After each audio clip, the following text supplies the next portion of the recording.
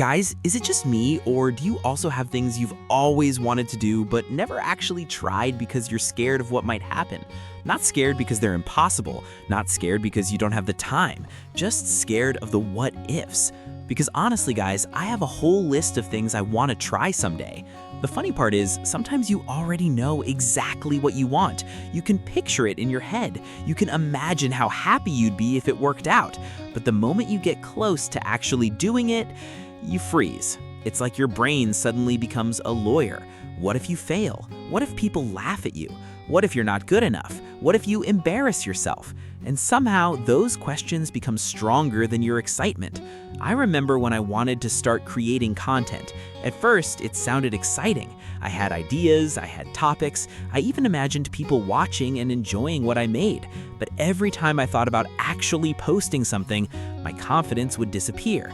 I'd spend hours preparing. Then right before uploading, I'd think, what if nobody watches? Then I'd save the file and tell myself, maybe tomorrow.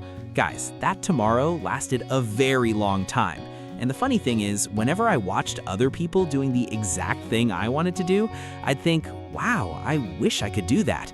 But then I'd immediately follow it up with, yeah, but they're different. They're talented. They're confident. They know what they're doing, as if they were born knowing everything, as if they never felt scared. One day I was talking to a friend. I told him, I want to do this, but I'm not sure. He looked at me and said, you're waiting to feel ready. I said, yeah. He laughed. Then he said something that stayed with me. Nobody feels ready. Guys, that hit me harder than I expected, because when you think about it, most people don't start because they're confident. They become confident because they start. But for some reason, we think confidence comes first. It's like wanting to learn how to swim without getting into the water, wanting to ride a bike without risking a fall, wanting to cook without burning something, wanting to speak in public without ever being nervous. It doesn't work like that. And yet, we keep waiting for that magical day when all our fears disappear. The problem is, that day rarely comes. I remember another thing I always wanted to try, traveling alone.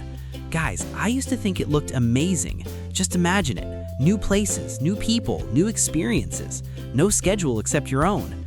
But every time I thought about actually doing it, my brain started creating problems that didn't even exist yet. What if I get lost? What if something goes wrong?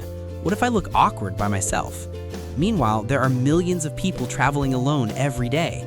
But somehow, my brain acted like I was preparing for a mission to another planet. It's funny how fear works. Sometimes the scary thing isn't the thing itself, it's the story we create around it. And guys, let's be honest, most of us have dreams sitting in the corner of our minds.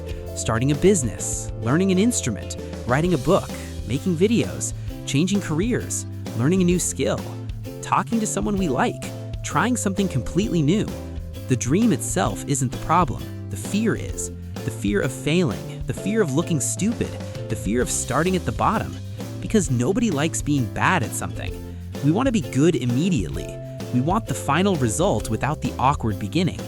But every expert you've ever admired had a beginner version, a version that made mistakes, a version that got nervous, a version that probably wanted to quit. Sometimes I imagine what would happen if our fears could talk. Mine would probably say, stay where it's safe. Don't take risks. Don't embarrass yourself. And honestly, that sounds reasonable. Until you realize something. Fear doesn't care if you're happy. Fear only cares if you're safe. And those are not always the same thing. Guys, some of the best moments in life happen outside your comfort zone. The problem is, nobody tells you that your comfort zone is comfortable for a reason.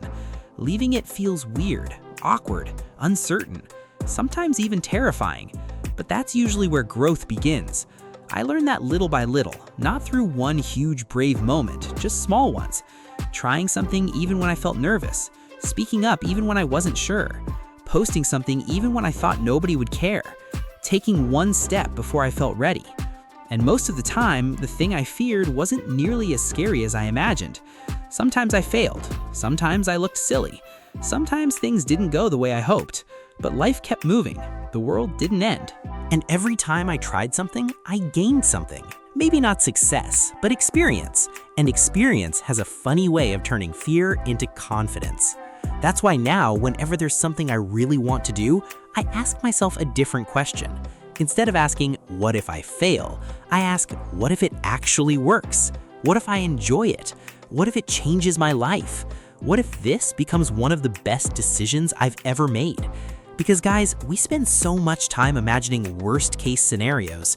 Maybe it's time we imagine the best case scenarios too. And honestly, I still get scared. I still hesitate. I still overthink. I'm not some fearless person who suddenly figured everything out.